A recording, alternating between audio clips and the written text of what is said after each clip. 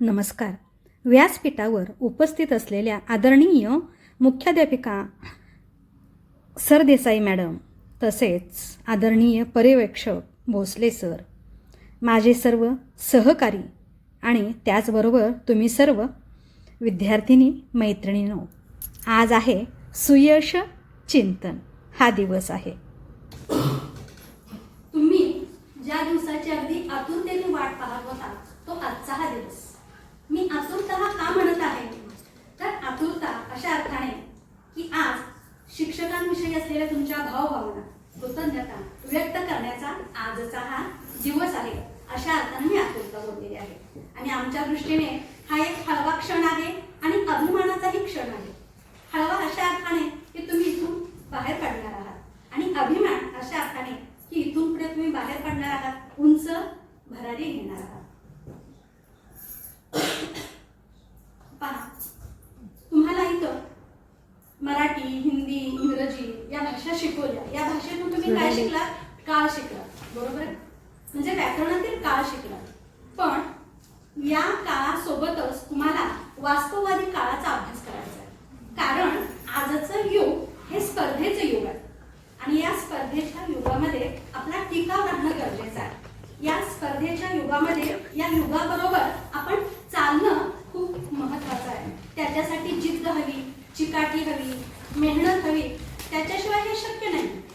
हिंदीमध्ये ओळ आहे कवितेची, लहरों से डरकर नौका पार नहीं होती, कोशिश करने वालों की हार नहीं होती, कोशिश करने वालों की हार नहीं होती. प्रयत्न हे केलेच पाहिजे. इथे एक मी छोटीशी गोष्ट सांगते. 5वीत शिकणारा एक विद्यार्थी आणि त्याला त्याचे बाबा सांगतात की आज तू बाजारात जायचं आहे आणि काय करायचं आहे, मी 2x2चा हा तुला मी कपडा देत आहे, हा तू कपडा घेऊन जायचा आहे बाजारात, विकून यायचं. कपडा जुनाच असतो. मुलगा विचार करतो क्षणभर, हा जुना कपडा आणि मी बाजारात जाऊन विकणार, तू घेईल कसा कोणी? वडिलांची आज्ञा आहे, मान्य केली. मुलगा तो कपडा घेऊन बाजारात जातो. बाजारात जाऊन उभा राहतो, मोठमोठ्याने ओरडतो जोर जोराने, 10 रुपयाला रुमाल घ्या, 10 रुपयाला रुमाल घ्या.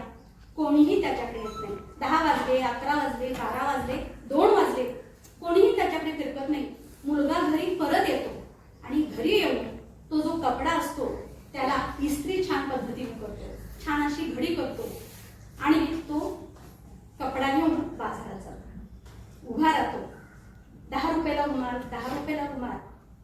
बराच वेळ जातो आणि त्याच्यानंतर एक 5 वाजता 4 व्हीलर गाडी घेऊन ती व्यक्ती उतरते आणि तो रुमाल घेते. ती व्यक्ती म्हणते किमान गाडी पुसण्यासाठी तरी याचा वापर होईल. आणि अशा पद्धतीनं तो रुमाल त्याचा विकला जातो.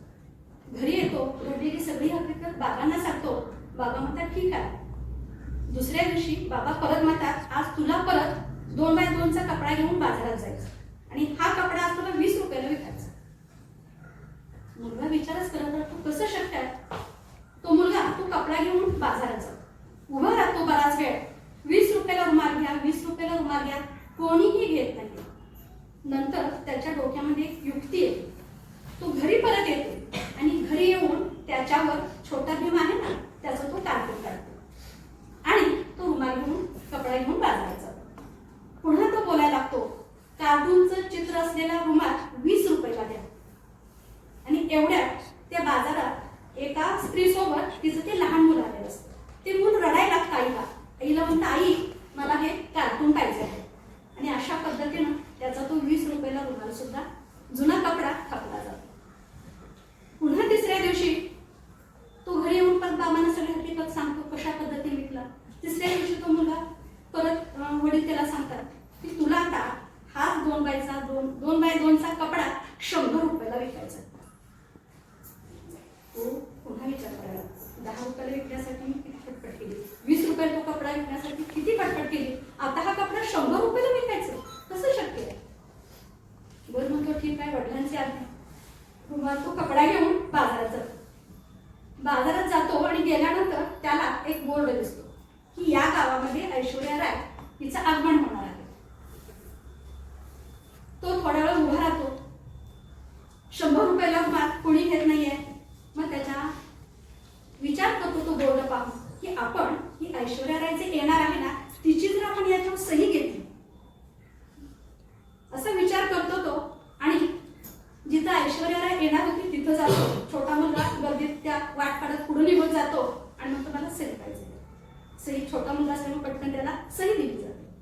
तो कपडा घेऊन बाजारात येतो आणि काय आश्चर्य पहा, ऐश्वर्या बाईची सही केलेला रुमाल 100 रुपयाला. तशी सगळी माणसं गोळा होतात. तिथं गर्दी होते प्रचंड आणि अशा पद्धतीनं त्याचा तोही कपडा विकला जातो. घरी येतो. घरी येऊन आपल्या बाबांना सांगतो घडलेली सर्व हकीकत, कशा पद्धतीने आम्ही रुमाल विकला, याच्यासाठी काय काय केलं. बाबा म्हणतात ठीक आहे, तू याच्यातून काय शिकलास रे, तू याच्यातून काय शिकलास. तर तो सांगतो बाबा मी एकच शिकलो, जिद्द, चिकाटी, प्रयत्न आणि त्याला युक्तीची जर जोड असेल तर या जगात तरणं खूप सोपं आहे. अशाच पद्धतीने मला सांगायचं आहे तुम्हाला सुद्धा, तुमची सुद्धा जिद्द, चिकाटी, मेहनत खूप महत्वाची आहे. केवळ तुम्ही अभ्यास करता पण पाठांतर करता, बरोबर आहे. तर आपल्याला पाठांतर करायचं नाही आहे, ते समजून उमजून घ्यायचं आहे. अभ्यासामध्ये काही कृती असतात, युक्ती असतात. त्या युक्त्या ध्यानात घेऊन अभ्यास करायचा आहे. केवळ पुस्तक घेतलंय, वाचन केलंय, प्रश्नपाठ केलाय असं आपल्याला मुळीच नाही करायचं. तर अशा पद्धतीनं तुम्ही अभ्यास करा. 80% नव्हे, 70% नव्हे, 90% मार्क्स सुद्धा तुम्हाला अशा पद्धतीनं पडतील. एवढं करून मी थांबते. आणि त्याचबरोबर तुम्हा सर्वांना 12वीच्या परीक्षेसाठी खूप खूप अगदी मनपूर्वक शुभेच्छा. धन्यवाद.